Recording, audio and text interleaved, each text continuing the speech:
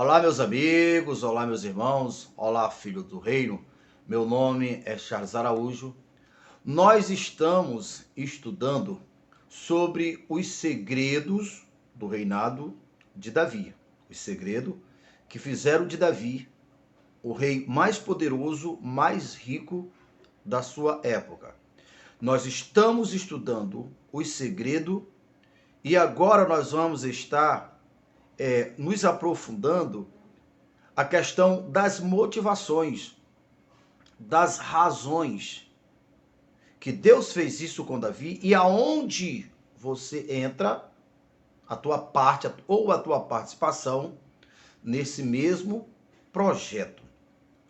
Nos vídeos anteriores, nós mostramos as impossibilidades, as dificuldades que Davi tinha por ele ser um menino, pertencer a uma família simples, por a família dele ser pobre. Não havia força em Davi, não havia capacidade humana ou recursos humanos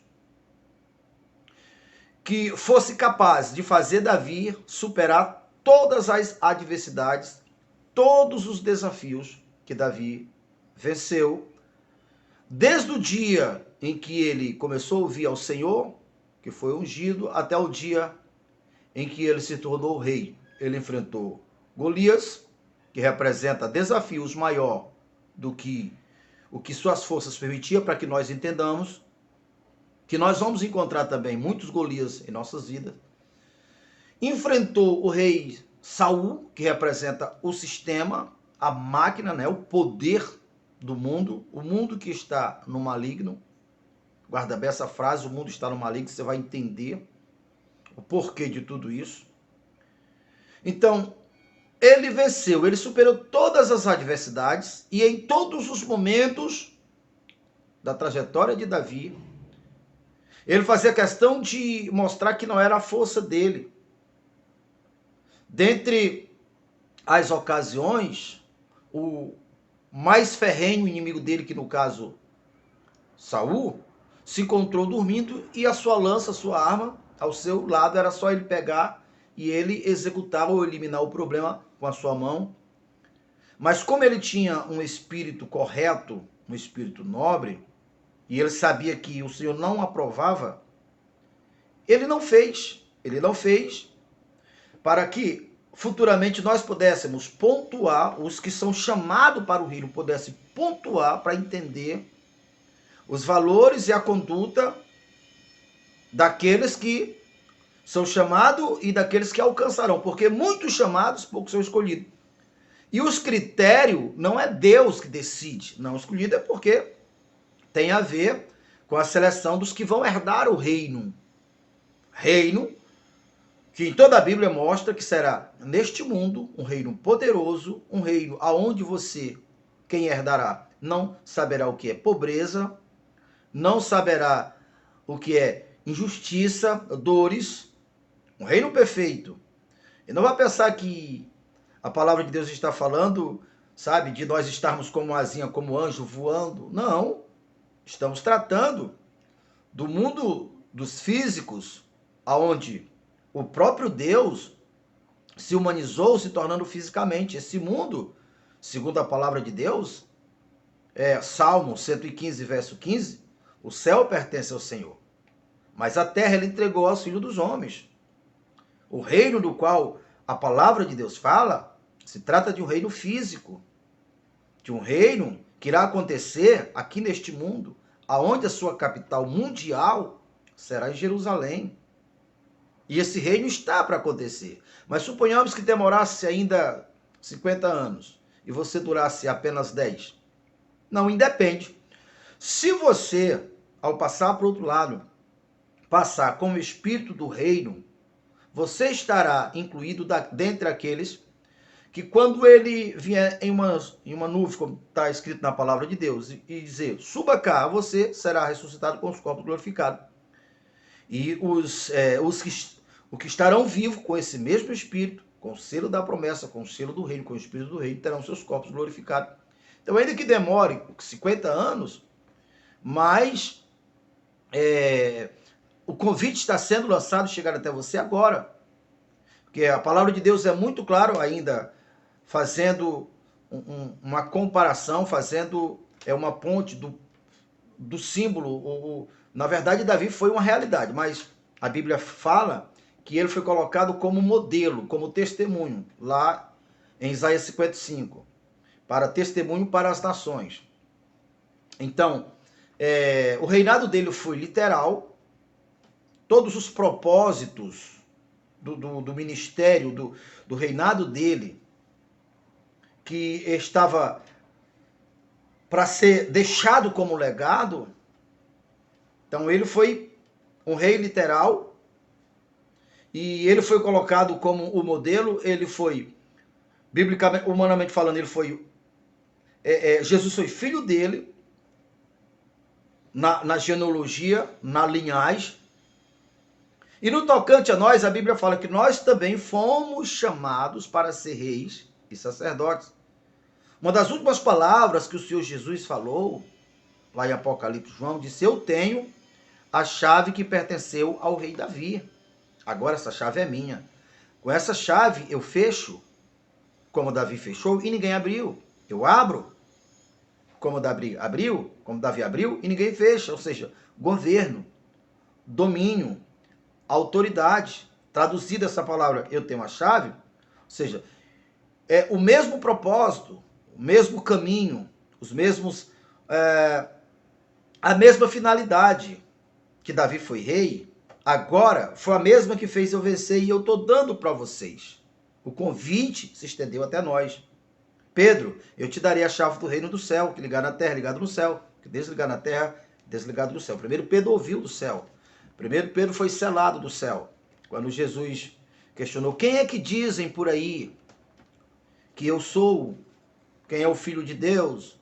Cada um chegava com sua própria interpretação. Dizem que tu é um dos profetas.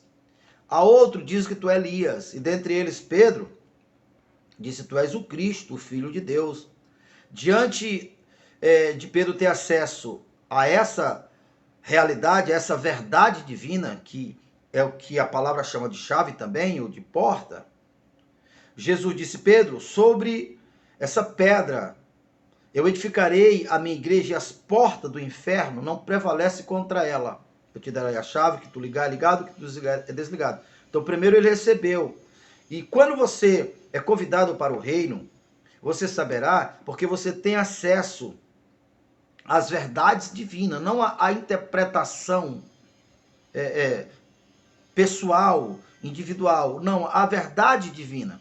Só tem acesso à verdade divina aqueles que, se olhar lá no jardim do Éden, quando Adão pecou, ele saiu dentro dos termos do reino do Deus do paraíso, foi colocado anjos poderosos para guardar a porta, para que não acontecesse que uma pessoa que tivesse o DNA da desordem, o DNA da mortalidade, tivesse acesso também à árvore da vida, porque ia uma confusão danada. O reino futuro seria bagunçado e seria contaminado. Então foi colocado anjos na porta. Quando você tem acesso a essas verdades, como Jesus disse: eu sou a porta, quem entra por mim entrará e achará pastagem. Conhecerá essas verdades, conhecerá a verdade nos libertará. E essa verdade corresponde à árvore da vida, aquela árvore que estava no meio do jardim, que era para Adão comer. Ele comeu da árvore da ciência do bem e do mal. A Bíblia fala que no reino de Deus, que será fisicamente em Jerusalém, a árvore da vida está lá no centro, no meio da praça. E aquela árvore, os seus frutos e as suas folhas servirão para a cura e para a manutenção da vida para as nações. Observe, para as nações, porque as nações virão de longe. As nações que não vier, pelo menos uma vez por ano, reconhecer assim o governo do Messias que está lá, nesse país não choverá. Só para você ter ideia do poder. Então, se você for ver, a árvore que está dentro do jardim não são para os que estão dentro do jardim. ou seja, dentro do reino. Os que estão dentro do reino só estão dentro do reino porque já tiveram dos seus corpos glorificados, a sua natureza, a fraqueza da sua natureza eliminada, tudo se fez novo. A mesma descrição que você encontra, por exemplo, segundo aos Coríntios capítulo 5, e o verso 17 diz que nova criatura nós somos. Quando nós ouvimos o evangelho, cremos, nós somos nova criatura. Quer dizer, nós somos nova criatura não nos nossos rostos, no nosso DNA humano, mas a nossa conduta, nosso caráter mudou. Porque é quando nós deixamos de ser natural para sermos espiritual. Então o processo dá quando você ouve. Será que quando ouviste o evangelho da vossa salvação, tendo no evangelho crido, foste selado com o Espírito da promessa. Então, nova criatura é compatível ou correspondente ao novo céu e a nova terra, lá de Apocalipse 20 em diante, onde falará do milênio e falará que as coisas velhas passarão, o mundo e os mares passarão. Não é que Deus irá fazer tudo, digamos assim, esse mundo jogará fora e o céu jogará fora fazer o novinho folho. Não é disso que está falando. Mas a fraqueza que foi introduzida no mundo, a fraqueza que está introduzida no reino invisível será eliminado, tirado.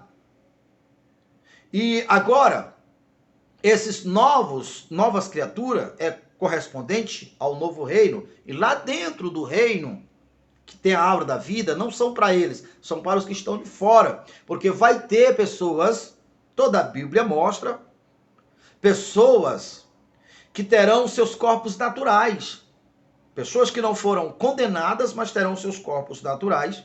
Você vê em Isaías 66, que você vê que nascerão crianças e a morte será, digamos assim, não totalmente eliminada para os que estão de fora, para as nações. Mas você vê que a vida dos homens voltará a ser como a vida das árvores, ou seja, longa, como era no começo.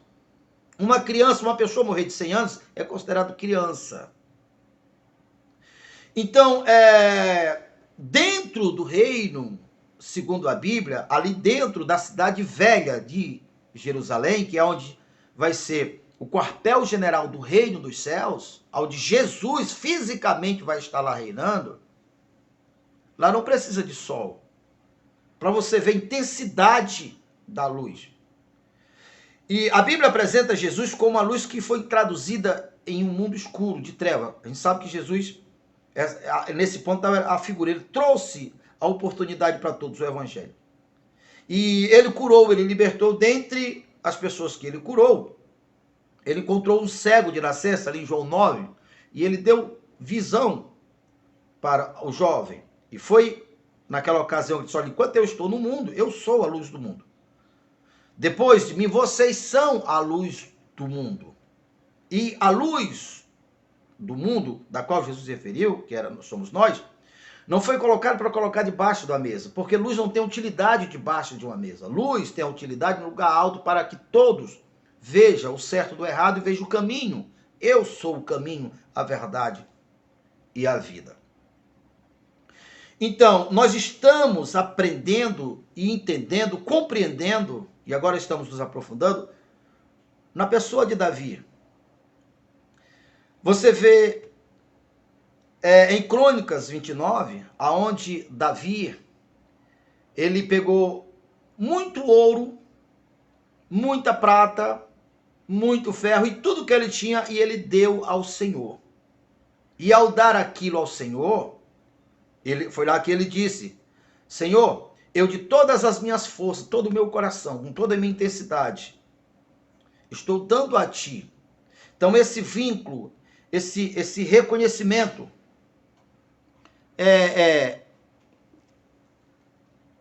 de colocar, dar essa honra a Deus, está como uma das virtudes que levou a Davi a ser rei. Lembra, ele era um menino pobre. Quando ele era menino pobre, ele não tinha nem ouro, nem prata em abundância. Mas ele tinha virtude, e foi essa virtude que levou ele a ter muito ouro, e muita prata, e muita riqueza, e nome. E quando ele se encontrou com esse nome, como muitas pessoas atribuem que a riqueza é coisa do mal, digamos, é maldição, é porque as pessoas que ganham dinheiro, que enriquecem, que mudam, fica mal, não. A riqueza, o poder apenas potencializa, e no caso de Davi se vê isso, porque quando ele era criança, ele era pobre, um adolescente, cuidava das ovelhas do pai, que não tinha dinheiro, ele tinha virtude, uma virtude nobre. E quando ele ganhou muito dinheiro, a mesma virtude agora foi potencializada, agora ele deu com todas as forças dele, ouro e prata, com muita abundância. Você encontra isso em 2 Crônicas, capítulo 1, verso 29. 2 Crônicas, capítulo 29, a partir do verso 2 em diante. No verso 10 do mesmo capítulo, é onde ele diz, Senhor, porque eu reconheço que tudo que eu tenho veio de ti, porque em ti estará a honra e a glória e o poder e o engrandecer. E o Senhor me engrandeceu com um propósito. Então vamos lá. Davi, que foi colocado como modelo, como testemunho para as nações, essas virtudes dele é para ser copiada e imitada. E qual era o propósito, a finalidade? Qual era o plano de Deus? O plano de Deus, a princípio, era tornar Jerusalém como a cidade modelo no poder, modelo na conduta, modelo na autoridade, modelo na riqueza, em todos os aspectos. Porque só a partir dessa grandiosidade, as outras nações passariam a ter uma referência, passariam a ter uma noção do amor de Deus, da bondade de Deus, do propósito de Deus. E uma vez que Israel, no caso Jerusalém, como a capital modelo, alcançasse esse propósito, com esse propósito alcançado, iria dar oportunidade para os que iriam correspondendo o propósito de Deus, os valores de Deus, para eternizar a vida e eliminar a morte, que esse é o propósito. Deus é o Deus da vida. Ao mesmo tempo que tornava referência, dava oportunidade para os que ansiassem, os que comungassem, os que concordassem, os que tivessem a conduta correspondente aos que herdaria o reino, tivesse um lugar para ir, tivesse um lugar seguro, tivesse um amparo, tivesse um porto seguro. E a partir dessa posição de Israel, de Jerusalém elevada, colocada como o topo mais alto, a cidade que representa Deus, aonde as pessoas pudessem ver o poder de Deus, a honra de Deus, a glória de Deus, o amor de Deus, tudo que Deus é em Jerusalém. Com esse propósito alcançado, tornava-se justo identificar e ao mesmo tempo punir não no sentido egoísta ou ditador, estou procurando lhe esclarecer, aqueles que assumidamente fosse opositor, ou aqueles que não aceitassem, não reconhecessem, porque aqueles que mesmo vendo a grandeza, o amor de Deus, o propósito de Deus, e não aceitasse, não quisesse, é porque tinha um caráter, um espírito que não pertencia ao reino. E todos que não pertencem ao reino têm em si o DNA ou a continuação da morte, do espírito contrário da vida. Deus é vida, Deus é Deus da vida. E assim sendo, seria justo julgar, condenar e cortar. Jesus contou uma parábola, exatamente, tem várias passagens da Bíblia, mas a parábola de João 15, da parábola da figueira, porque o Senhor Deus, ele, corta os galhos que não são bons, para que a árvore boa produza mais fruto, e o galho ruim fosse cortado para não sugar a seiva da árvore. Parábola. Mas a gente faz também isso, de fato, literalmente, das árvores. E o resultado se vê claramente. Então, na medida em que Israel alcançasse essa posição de grandeza ou de grandiosidade, dava oportunidade para os bons vir e eternizar a semente boa. Tanto é que você encontra no livro, nos evangelhos, no livro de Mateus, a genealogia de Jesus, e passou por Davi. Davi foi correspondente ao propósito para dizer para você, para mim, para você, que se encontrar em você também um espírito correspondente, você também será contado, porque aquele projeto que começou em Davi está em pleno curso agora, não parou, não interrompeu. Então vamos lá. O propósito, a razão que Davi foi promovido para promover a comunhão de Deus com o homem, para promover a grandiosidade, revelar assim a grandiosidade de Jerusalém e, consecutivamente, do país inteiro de Israel, porque Israel foi colocado como a capital do mundo, onde o governo mundial será instalado lá, o governo de Deus, universal será instalado lá. E agora, uma vez que ela estava no seu lugar, tornava-se justo, porque agora era nobre. Quem não quer, quem não quis, quem não aceitou, não era por inocência, não era por ignorância, é maldade mesmo, perversidade mesmo. Assumidamente um espírito oposto. Agora Deus iria julgar, Deus iria cortar. Então, ao entender essa parte, fica fácil você fazer uma ponte para nossos dias, onde você e eu nos entramos, e a igreja. Porque, dentre as promessas, temos promessas de várias passagens de profetas que viveram em época diferente e do próprio anjo a respeito. Deixa eu ler aqui, que fica mais fácil de entender. Primeiramente, eu quero ler Lucas, capítulo 1 e o verso 32. Lucas, capítulo 1 e o verso 32. O anjo disse isso para Maria: este será grande e será chamado Filho do Altíssimo. O Senhor lhe dará o trono de Davi, seu pai, e ele reinará para sempre, e sobre a casa de Jacó, e o seu reinado não terá fim. Foi isto que o anjo disse para Maria. Essa ideia, a princípio, não foi do anjo, porque essa palavra os profetas já tinham falado. Amós capítulo 9 e o verso 15 diz assim. Amós capítulo 9 e o verso 11 diz assim. Cadê aqui o verso 11? Bora lá. Naquele dia levantarei o tabernáculo caído de Davi e repararei as suas brechas, consertarei, na verdade repararei, ou seja, as suas fraquezas, as suas desonras, tirar a pobreza, tirar tudo aquilo que não é correspondente ao Espírito de Deus, ao propósito de Deus. É disso que a palavra está falando.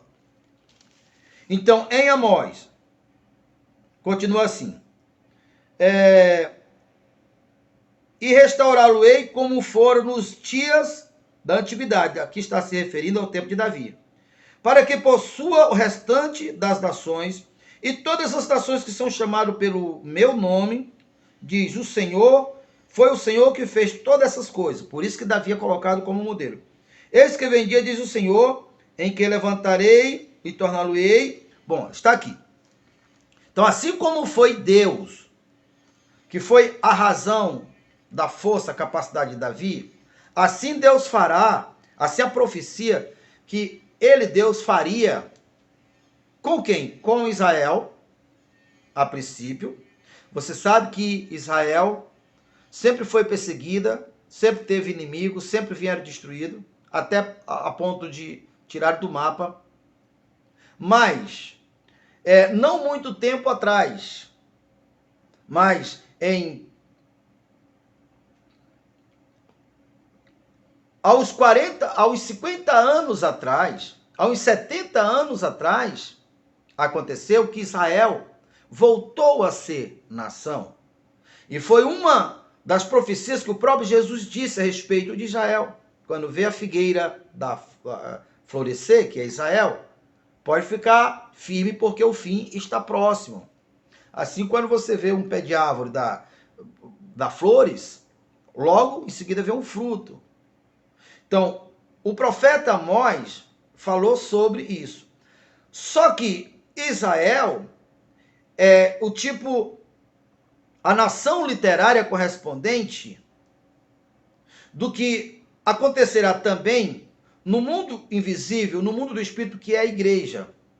Ou seja, transportando para a igreja, há uma promessa de poder liberada para a igreja que fará com que todos os que são chamados e aceitam o chamado para ser reis sacerdotes irão florescerem, irão crescerem, irão se tornar pontos referenciais na sua riqueza, na sua conduta, no seu poder, na sua autoridade, para que sirva de modelo, de exemplo para as nações, como foi o caso de Davi.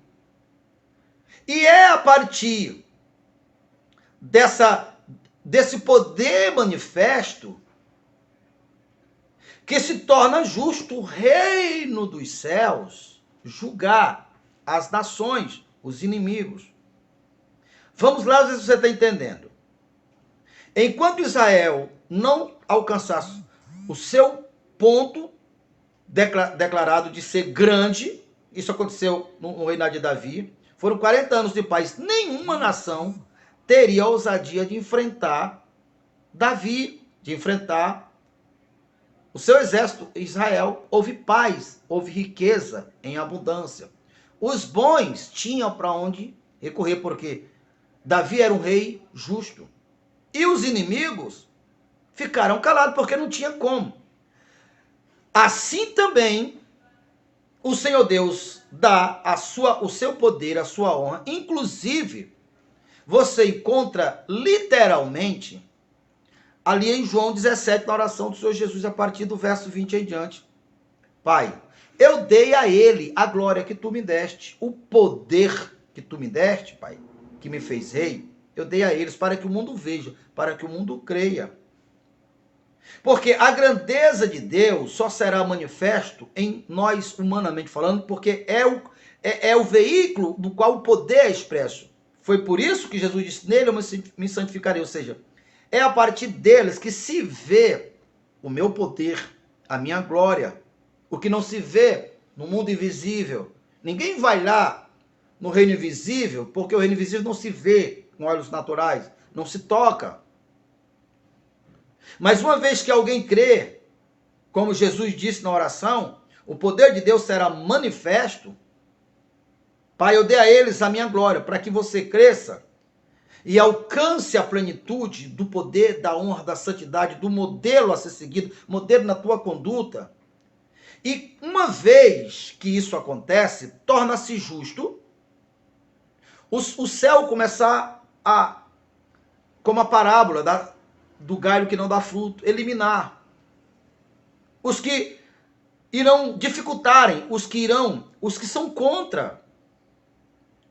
Quando os de Deus, quando a igreja não alcança, todos serão confundidos, não torna justo Deus fazer a sua justiça, porque o propósito de Deus não está sendo alcançado. Por quê? Os que crerem são semelhantes aos que não creem.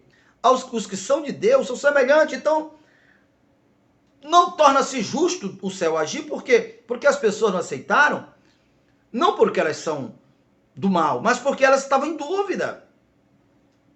Por isso, esses sinais hão de seguir aos que crerem. Em meu nome expulsarão o mal, fará coisas maravilhosas. Então, este convite para reinar, no mundo real, no mundo original, para sempre, você está incluído. Você foi chamado. Porque o Senhor nos chamou para ser reis sacerdotes. Apocalipse 5, verso 10. Deus nos fez reis e sacerdotes. Então, nós iremos continuar falando sobre essas questões, né? Eu falei apenas Amós, mas Atos 15, verso 16 também repete a mesma profecia de Amós, que o seu reino será eterno, que será poderoso. E esse é o convite que você está sendo convidado. Se você já não é inscrito no nosso canal, já se inscreve no nosso canal, já deixa seu like, seu comentário, clique no sininho para ser o primeiro a receber todas as vezes que colocarmos um vídeo novo. E até o próximo vídeo.